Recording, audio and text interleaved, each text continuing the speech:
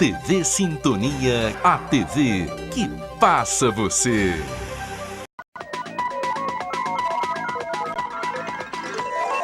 Jornal Sintonia. Caminhoneiros continuam manifestação contra preço do óleo diesel. De um mês para cá aumentou quase R$1. Então, quem está pagando o rombo da Petrobras é a gente. O pelotão do Corpo de Bombeiros é elevado à companhia. A meta é que até 2026, 120 postos dos bombeiros sejam instalados no estado. O evento discute como incentivar a adoção. São muitas pessoas querendo adotar e tem muitas crianças na fila também, espera de um lar. E o prêmio Culturas Populares.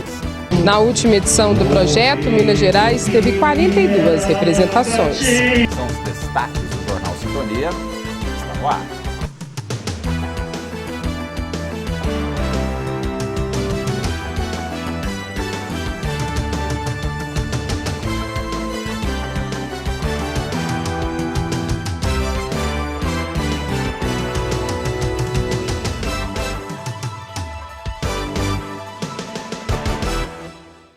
Boa noite. Caminhoneiros voltaram a protestar nas rodovias contra a política de reajustes consecutivos dos combustíveis. Na BR-262, próximo a Araxá, eles se recusam a voltar para a estrada como forma de apoio à greve. A maioria dos atos impede a passagem de caminhões, mas libera a de carros de passeio e outros veículos. Alguns protestos ocorrem apenas nos acostamentos. O principal motivo é a alta no preço do óleo diesel. Os caminhoneiros pedem a retirada dos encargos tributários sobre o combustível. Mas até o momento, o governo federal não sinalizou com resposta às reivindicações da categoria. Nesta terça, o preço sobe 0,97% nas refinarias. A escalada acontece em meio à disparada dos valores internacionais do petróleo. As revisões podem ou não refletir para o consumidor final. Isso depende dos postos. Segundo a Agência Nacional do Petróleo, do Gás Natural e dos Biocombustíveis, o preço médio do diesel nas bombas já acumula alta de 8% no ano. Este grupo de caminhoneiros decidiu aderir à mobilização. R$4 o preço que o diesel está, não tem condições da gente trabalhar. O frete defasado e a cada dia o diesel aumentando, de um mês para cá aumentou quase R$1. Então, quem está pagando o rombo da Petrobras é a gente. Assim como no primeiro dia, Minas é o estado com mais pontos de protesto e a adesão cada vez é maior. Para os caminhoneiros, apoiar a ação é uma obrigação da classe. Tem que parar porque o pedágio é muito caro, o diesel mais caro ainda. Você coloca R$2.000 num tanque de uma carreta dessa e você gasta ele em poucas horas. Num dia você gasta isso. Olha que absurdo. Mais da metade do óleo diesel é só imposto. Então tem que parar mesmo. É o jeito que acho que o que tem que ser feito é isso, não tem outra saída não. Não é só nós que está perdendo, é todo mundo. Porque um remédio para chegar na sua casa vai ter aumento, a comida também vai ter aumento. Então todo mundo está perdendo. Terminou agora há pouco na Secretaria Municipal de Segurança Urbana e Cidadania o mutirão do credenciamento de moradores com 60 anos ou mais para uso de vagas exclusivas de estacionamento garantidas por lei. Eurides completou 60 anos e veio fazer a credencial para estacionar em locais especiais. O registro dele foi número 1501. Muitos lugares a gente pode estacionar, não tem como, a gente não tem estacionamento, a gente tem só de idoso. A gente não pode estacionar ali. Então, tendo essa credencial é muito mais favorecido para a gente. Todos esses 182 documentos foram confeccionados este ano. O processo é efetivado no setor de Educação, Pesquisa e Estatística da Secretaria de Segurança Urbana e Cidadania. O idoso ou responsável pelo idoso, tanto faz, chega na Secretaria de Segurança com xerox do comprovante de endereço, RG e CPF. A gente faz o cadastro do idoso e emite a credencial preferencial do idoso. Na cidade de Araxá hoje nós temos cadastrado 1.500 credencial nas vagas preferencial da cidade. O estacionamento rotativo, ele não é cobrado nem para portador de necessidades especiais e nem para idosos. O direito a estacionamento para quem tem mais de 60 anos é assegurado no Estatuto do Idoso. Até o ano de 2015, o número de homens e mulheres com 60 anos ou mais em Araxá era de 12.753. Somente na área central, eles têm 18 vagas especiais para estacionar. Parar em vagas especiais sem a devida identificação implica em multa de natureza grave. Esse volume para idosos foi o que motivou o mutirão. Então o idoso para na vaga porque tem acima de 60 anos ou acima de 60 anos, mas não expõe a credencial no painel do veículo. Isso o agente de trânsito ou policial militar que passa não sabe quem é que está parado, vai multar o carro. Veja como fica o tempo amanhã.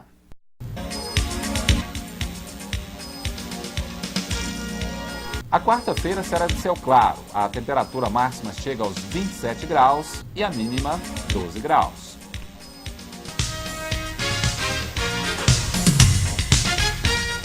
A seguir, o Ministério da Cultura faz reunião com membros de várias vertentes artísticas e os desafios para combater a violência sexual contra menores. O Jornal Sintonia volta em instantes. Uma oficina na noite de ontem no Teatro Municipal, com representantes de diversos segmentos das artes, esclareceu dúvidas sobre o edital do Prêmio Culturas Populares 2018. O Ministério da Cultura vai premiar quem trabalha diariamente para fortalecer e dar visibilidade a atividades culturais em todo o país. O 6º prêmio vai destinar 10 milhões de reais a 500 iniciativas. Cada vencedor recebe 20 mil reais. Serão 200 prêmios para mestres e mestras, 180 para grupos sem CNPJ, 70 pessoas jurídicas sem fins lucrativos, 70 pessoas jurídicas sem fins lucrativos, 30 com ações comprovadas em acessibilidade cultural e 20 para herdeiros dos já falecidos. Na oficina em Araxá, representantes da literatura, Teatro de Bonecos, Conselho Municipal de Cultura, matrizes africanas, dança, artes visuais e cultura popular. Entre manifestações da cultura popular brasileira já registradas ou em processo de registro como patrimônio imaterial pelo IFAM estão fandango caiçara, tambor de crioula e o congado de Minas. O Moçambique Mocidade Verde e Branco enfatizou que as raízes estão presentes no povo araxaense.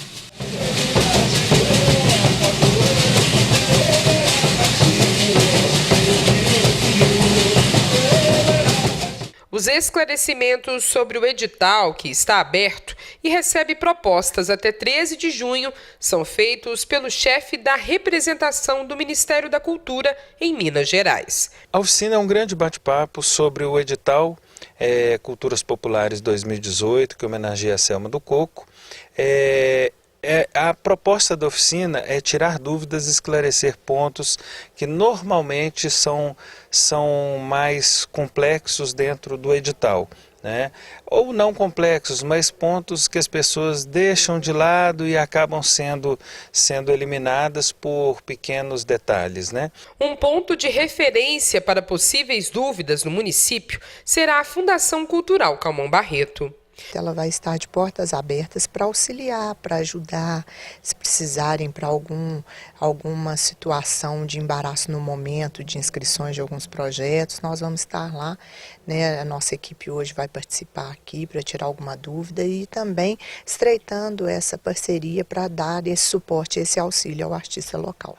As ações descentralizadas contemplam a presença de projetos em todos os cantos do estado. Esse ano, uma novidade é que você divide os 500 prêmios entre as regiões, então nós temos 100 prêmios para o Sudeste. Então a nossa responsabilidade é fazer mais de 42% dos prêmios, né? A gente compete com São Paulo, com Rio e Espírito Santo, mas eu continuo achando que a gente pode crescer esse número de prêmios, porque Minas Gerais tem uma efervescência cultural, cultura popular aqui pulsa. Palestra de capacitação encerrou as ações da Semana de Enfrentamento à Violência e Abuso Sexual contra Crianças e Adolescentes.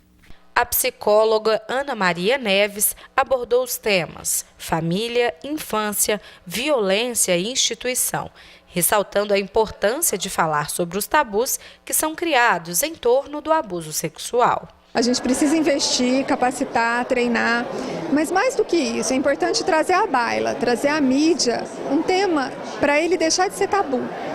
Um tema vira tabu quando ele não pode ser dito e reconhecido socialmente e culturalmente enquanto tema possível.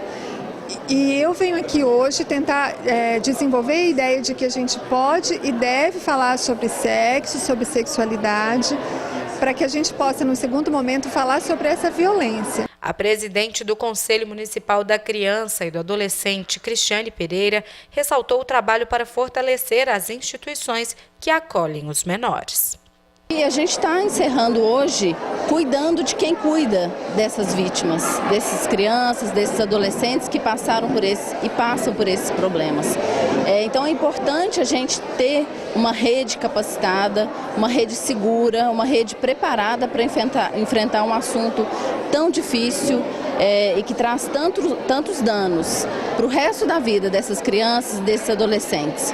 O encontro reuniu professores e representantes de organizações que cuidam de crianças e adolescentes, assim como das casas de acolhimento e profissionais da saúde e da educação. Segundo o secretário de Ação e Promoção Social, os desafios vão além dos números e estatísticas. Muitas frentes de trabalho chamando a sociedade a repensar esse caso e essas violências. Esse ano, o Conselho da Criança e Adolescente acabou de aprovar agora R$1 milhão para diversas instituições, que foram projetos apresentados nesse último mês para tratar desse tema agora num calendário permanente no município. Para a Polícia Militar, o trabalho de orientação deve ser fundamentado na proteção das crianças. A Polícia Militar ela vem principalmente qualificando seus policiais para atuar numa situação tão sensível que é a violência infantil. Hoje em dia a gente percebeu que há um aumento desses casos, porém a gente pensa que também está havendo mais denúncias, que antes era um crime que ficava parado, escondido, e hoje ele está vindo com mais força, e por isso que as forças policiais, Polícia Civil também, tem que estar bem preparado, principalmente para receber essa criança quando é vítima desse tipo de crime. Para os participantes, o principal objetivo é lidar com a realidade e promover iniciativas de combate à violência. A grande importância desses momentos de capacitação é que a ciência ela é sempre mutável, estamos sempre com novos conhecimentos. E a oportunidade desse intercâmbio com uma palestrante de uma outra cidade, um outro município, que vive em si uma outra realidade, e ainda mais a realidade que a Ana Maria traz, que é a vivência dentro da academia, aliando o que acontece fora dos muros das universidades com o que acontece dentro da universidade. Então é trazer muitos novos conhecimentos e aprimorar aquilo que a gente já vem produzindo no nosso município. Confira como ficou a cotação do dólar nesta terça-feira.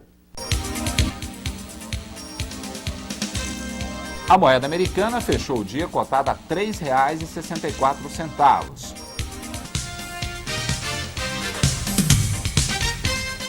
Você vai ver daqui a pouco o pelotão do Corpo de Bombeiros é elevado à companhia e o encontro para estimular a adoção. Vamos já!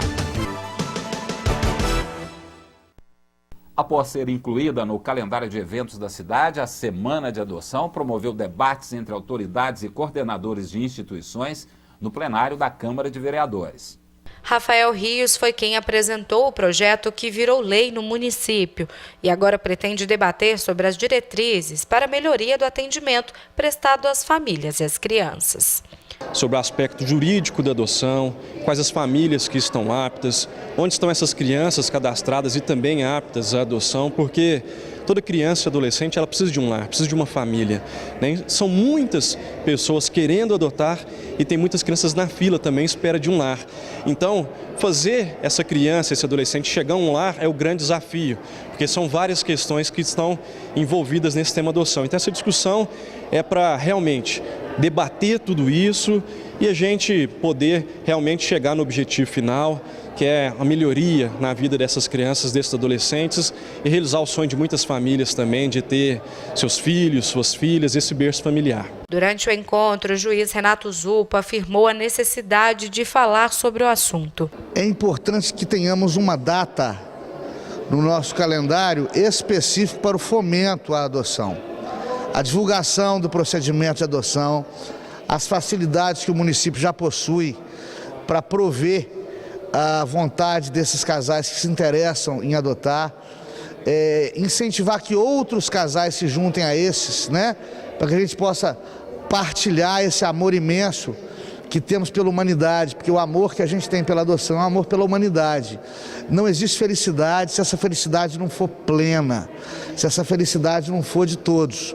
E nós não podemos permitir que crianças ainda nasçam no país, que crianças ainda se criem em um país sem amor de pai, sem amor de mãe. A gente tem que lutar por isso o tempo todo, já que biologicamente esses pequenos brasileirinhos não tiveram a sorte de nascer em um lar com amor, que nós possamos prover, substituir esse infortúnio aí com iniciativas estatais, com iniciativas governamentais e também da sociedade civil. Os dados apresentados indicaram que a maior dificuldade para adoção é encontrada na faixa etária entre 12 a 17 anos. E após completar maioridade, os jovens podem optar em não ser mais adotados. Jaqueline e o marido Haroldo estavam na fila de espera desde o ano passado. Em novembro, tiveram uma resposta da Justiça e adotaram de uma só vez 4 irmãos do Paraná. Qual que é o principal desafio para quem toma a decisão da adoção?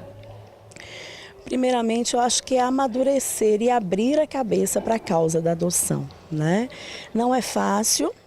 Não tem a dor do parto, mas tem a dor da maternidade. Filho é filho, não existe, né? Essa questão, depois que você adota uma criança, é seu filho, né?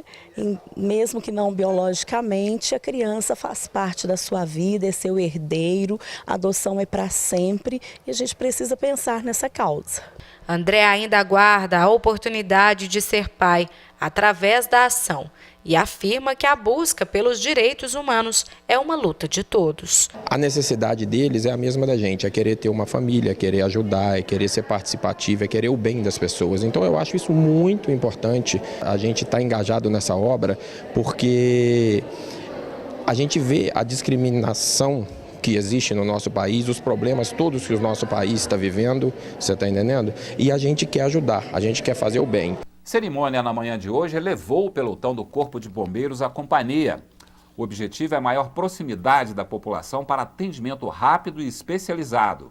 Este tem sido o caminho da corporação para melhorar a estrutura já existente no interior, com a instalação também de novos postos avançados. Desde 2015, 8 pelotões se transformaram em companhias. Agora foi a vez de Araxá, que atende também Pedrinópolis, Perdizes, Santa Juliana e Itapira. Com a elevação, a companhia passa a contar com mais bombeiros, para atender ainda outras 11 cidades, entre elas Bambuí, Córrego Danta, Estrela do Indaiá e Serra da Saudade. O aumento do efetivo significa incremento de 49% nos recursos humanos. Numa situação de emergência, a nova estrutura, por exemplo, terá a retaguarda do 8º Batalhão de Uberaba e, na sequência, do 2º Comando Operacional de Bombeiros, sediado em Uberlândia. Esse efetivo ele vai ser completado aqui de forma gradativa, né, dentro das condições do comando, porque a gente depende aí de formação de novos bombeiros para estar completando o efetivo. E também representa um reforço na parte da frota nossa também, né, que é a elevação da companhia.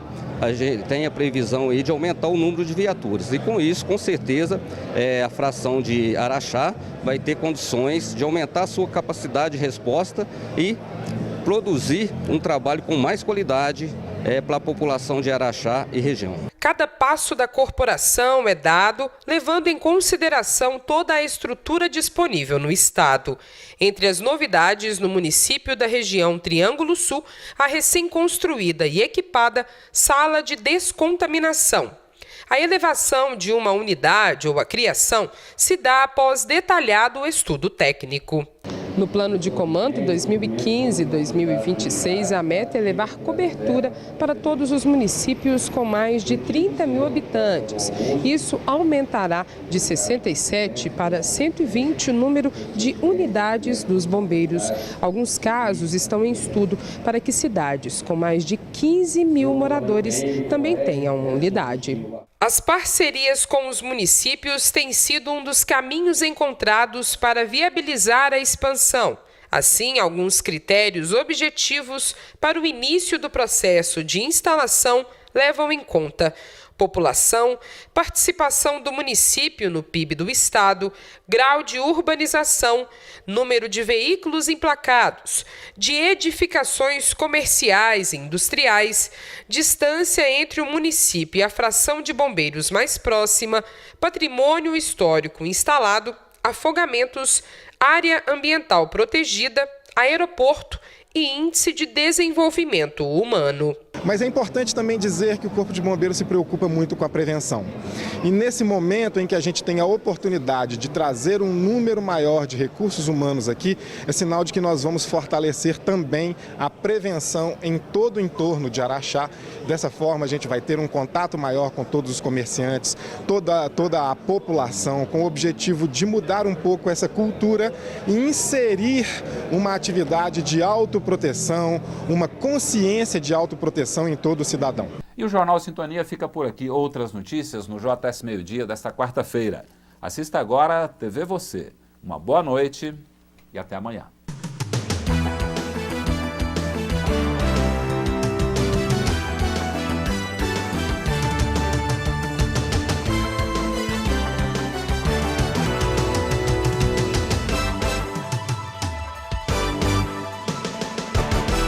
Jornal Sintonia.